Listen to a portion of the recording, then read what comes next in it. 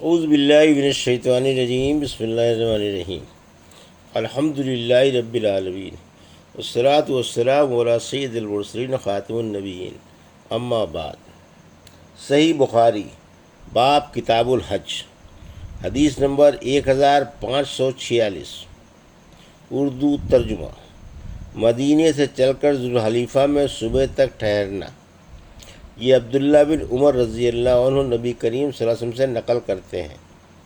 ہم سے عبداللہ بن محمد مسندی نے بیان کیا، انہوں نے کہا کہ ہم سے حشام بن یوسف نے بیان کیا، انہوں نے کہا کہ مجھے ابن جریج نے خبر دی، انہوں نے کہا کہ مجھ سے محمد بن المنقدر نے بیان کیا، اور ان سے انس بن مالک رضی اللہ عنہ نے بیان کیا، انہوں نے کہا کہ نبی کریم صلی اللہ علیہ وسلم نے مدینے میں 4 رکعتیں پڑھیں، لیکن ذوالحلیفہ میں 2 رکعت ادا فرمائی، پھر آپ نے رات وہیں گزاری۔ صبح کے وقت جب آپ اپنی سواری پر سوار ہوئے تو آپ نے لبیک پکاری۔ حدیث نمبر 1547، اردو ترجمہ۔ ہم سے قنیبہ بن سعید نے بیان کیا، کہا کہ ہم سے عبد الوہاب نے بیان کیا، کہا کہ ہم سے ایوب سختیانی نے بیان کیا، ان سے ابو قلابہ نے، اور ان سے انس بن مالک نے، رسول اللہ صلی اللہ علیہ وسلم نے مدینے میں ظہر 4 رکعت پڑھی، لیکن ذوالحلیفہ میں عصر 2 رکعت۔ انہوں نے کہا کہ میرا خیال ہے کہ رات صبح تک آپ نے ذوالحلیفہ میں ہی گزار دی۔ حدیث نمبر 1548، اردو ترجمہ۔ باب لبیک بلند آواز سے کہنا۔ ہم سے سلیمان بن حرب نے بیان کیا، کہا کہ ہم سے حماد بن زید نے بیان کیا، ان سے ابو ایوب نے، ان سے ابو قلابہ نے، اور ان سے انس بن مالک رضی اللہ عنہ نے کہ نبی کریم صلی اللہ علیہ وسلم نے نماز ظہر مدینہ منورہ میں 4 رکعت پڑھی، لیکن نماز عصر ذوالحلیفہ میں 2 رکعت پڑھی۔ میں نے خود سنا کہ لوگ بلند آواز سے حج اور عمرہ دونوں کے لیے لبیک کہہ رہے تھے۔ حدیث نمبر 1549، تلبیہ کا بیان۔ ہم سے عبداللہ بن یوسف تنیسی نے بیان کیا، انہوں نے کہا کہ ہمیں امام مالک نے خبر دی، انہیں نافع نے اور انہیں عبداللہ بن عمر رضی اللہ عنہ نے، کہ رسول اللہ صلی اللہ علیہ وسلم کا تلبیہ یہ تھا: حاضر ہوں اے اللہ، حاضر ہوں، لبیک اللہم لبیک، لا شریک لک، تیرا کوئی شریک نہیں، لبیک اللہم لبیک، حاضر ہوں، تمام حمد تیرے ہی لیے ہے اور تمام نعمتیں تیری ہی طرف سے ہیں، ملک تیرا ہی ہے، تیرا کوئی شریک نہیں۔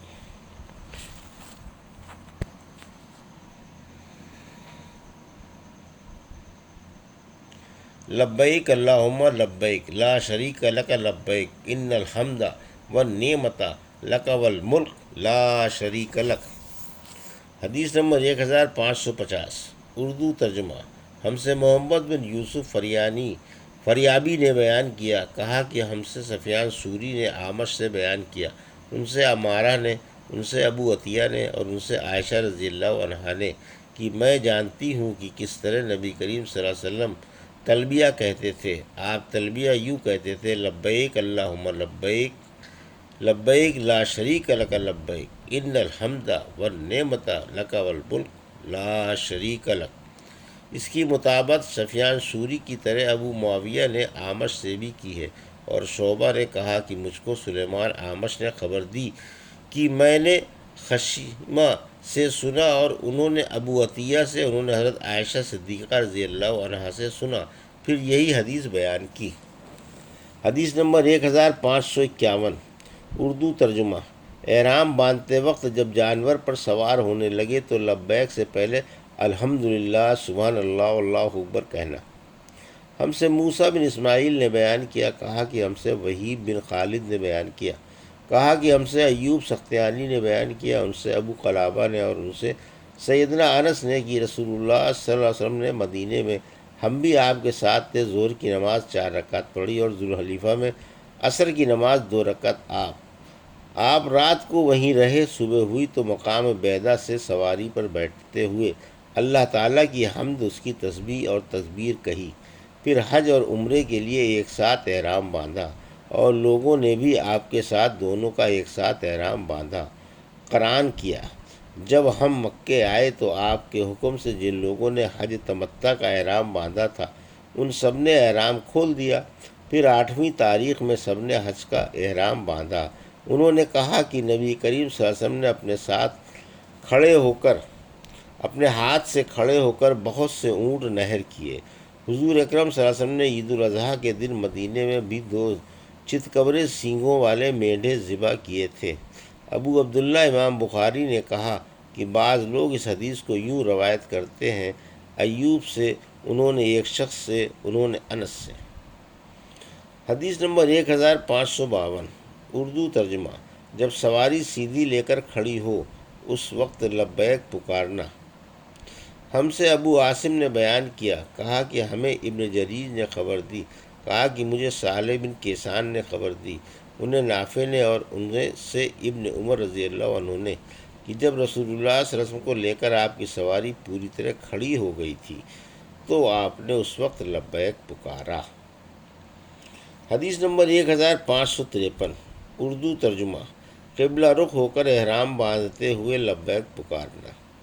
اور ابو معمر نے کہا کہ ہم سے عبد الوارث نے بیان کیا، انہوں نے کہا کہ ہم سے ایوب سختیانی نے نافع سے بیان کیا، انہوں نے کہا کہ عبداللہ بن عمر رضی اللہ عنہ جب ذوالحلیفہ میں صبح کی نماز پڑھ چکے تو اپنی اونٹنی پر پالان لگانے کا حکم فرمایا، سواری لائی گئی تو آپ اس پر سوار ہو گئے،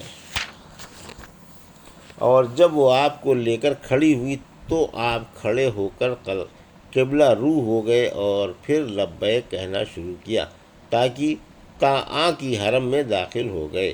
وہاں پہنچ کر آپ نے لبیک کہنا بند کر دیا، پھر ذی طویٰ میں تشریف لا کر رات وہیں گزارتے، صبح ہوتی تو نماز پڑھتے اور غسل کرتے، پھر مکے میں داخل ہوتے۔ آپ یقین کے ساتھ یہ جانتے تھے کہ رسول اللہ صلی اللہ علیہ وسلم نے بھی اسی طرح کیا تھا۔ عبد الوارث کی طرح اس حدیث کو اسماعیل نے بھی ایوب سے روایت کیا، اس میں غسل کا ذکر ہے۔ حدیث نمبر 1554 اردو ترجمہ۔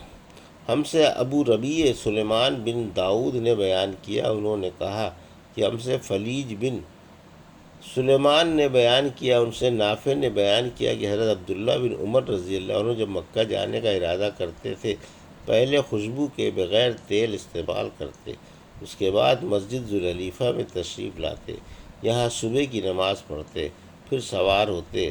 جب اونٹنی آپ صلی اللہ علیہ وسلم کو لے کر پوری طرح کھڑی ہو جاتی تو احرام باندھتے، پھر فرماتے کہ میں نے رسول اللہ صلی اللہ علیہ وسلم کو اسی طرح کرتے دیکھا تھا۔ حدیث نمبر 1555 نالے میں اترتے وقت لبیک کہیں۔ ہم سے محمد بن مسنہ نے بیان کیا، کہا کہ ہم سے ابن عدی نے بیان کیا، ان سے عبداللہ بن عون نے، ان سے مجاہد نے بیان کیا، کہا کہ ہم سے عبداللہ بن عباس رضی اللہ عنہ کی خدمت میں حاضر تھے۔ لوگوں نے دجال کا ذکر کیا کہ آن حضور صلی اللہ علیہ وسلم نے فرمایا ہے کہ اس کی دونوں آنکھوں کے درمیان کافر لکھا ہوا ہوگا۔ تو ابن عباس رضی اللہ عنہ نے فرمایا کہ میں نے تو یہ نہیں سنا، ہاں آپ نے یہ فرمایا تھا کہ گویا میں موسیٰ علیہ السلام کو دیکھ رہا ہوں کہ جب آپ نالے میں اترے تو لبیک کہہ رہے ہیں۔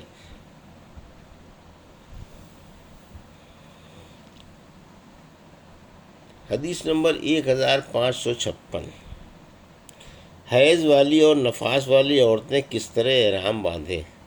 عرب لوگ کہتے ہیں اہل یعنی بات منہ سے نکال دی، واستحلنا و احلنا الحلال، ان سب لفظوں کا معنی ظاہر ہونا ہے، اور استحال المطر کا معنی پانی ابر میں سے نکلا۔ اور قرآن شریف سورہ مائدہ میں جو ما اہل لغیر اللہ جو وما اہل لغیر اللہ بھی ہے، اس کے معنی جس جانور پر اللہ کے سوا دوسرے کا نام پکارا جائے اور بچے کے استحلال سے نکلا ہے، یعنی پیدا ہوتے وقت اس کا آواز کرنا۔ ہم سے عبداللہ بن مسلمہ قانبی نے بیان کیا، کہا کہ ہمیں امام مالک نے ابن شہاب سے خبر دی، انہیں عروہ بن زبیر نے، ان سے نبی کریم کی زوجہ محترمہ حضرت عائشہ صدیقہ رضی اللہ عنہا نے بیان کیا کہ ہم حجۃ الوداع میں نبی کریم صلی اللہ علیہ وسلم کے ساتھ روانہ ہوئے۔ پہلے ہم نے عمرے کا احرام باندھا، لیکن نبی کریم صلی اللہ علیہ وسلم نے فرمایا کہ جس کے ساتھ قربانی ہو تو اسے عمرے کے ساتھ حج کا بھی احرام باندھ لینا چاہیے۔ ایسا شخص درمیان میں حلال نہیں ہو سکتا، بلکہ حج اور عمرہ دونوں سے ایک ساتھ ہی حلال ہوگا۔ میں بھی مکہ آئی تھی، اس وقت میں حائضہ ہو گئی، اس لیے نہ بیت اللہ کا طواف کر سکی اور نہ صفا و مروہ کی سعی۔ میں نے اس کے متعلق نبی کریم صلی اللہ علیہ وسلم سے شکوہ کیا تو آپ نے فرمایا کہ اپنا سر کھول ڈال، کنگھا کر اور عمرہ چھوڑ کر حج کا احرام باندھ لے۔ چنانچہ میں نے ایسا ہی کیا۔ پھر جب ہم حج سے فارغ ہو گئے تو رسول اللہ صلی اللہ علیہ وسلم نے مجھے میرے بھائی عبد الرحمن بن ابی بکر کے ساتھ تنعیم بھیجا۔ میں نے وہاں سے عمرے کا احرام باندھا اور عمرہ ادا کیا۔ آن حضور صلی اللہ علیہ وسلم نے فرمایا کہ یہ تمہارے اس عمرے کے بدلے میں ہے جسے تم نے چھوڑ دیا تھا۔ حضرت عائشہ رضی اللہ عنہا نے بیان کیا کہ جن لوگوں نے حجۃ الوداع میں صرف عمرے کا احرام باندھا تھا وہ بیت اللہ کا طواف، صفا اور مروہ کی سعی کر کے حلال ہو گئے۔ پھر مینا سے واپس ہونے پر دوسرا طواف یعنی طواف زیارہ کیا، لیکن جن لوگوں نے حج اور عمرے کا ایک ساتھ احرام باندھا تھا انہوں نے صرف ایک ہی طواف کیا یعنی طواف الزیارہ کیا۔ یہ تھی صحیح بخاری باب کتاب الحج کی حدیث نمبر 1546 سے 1556 کا اردو ترجمہ جو ابھی آپ نے سماعت فرمایا۔ اللہ سے دعا ہے کہ اللہ میں ان حدیثوں کی صحیح سمجھ عطا فرما اور ان پر عمل کرنے کی توفیق عطا فرما، آمین یا رب العالمین۔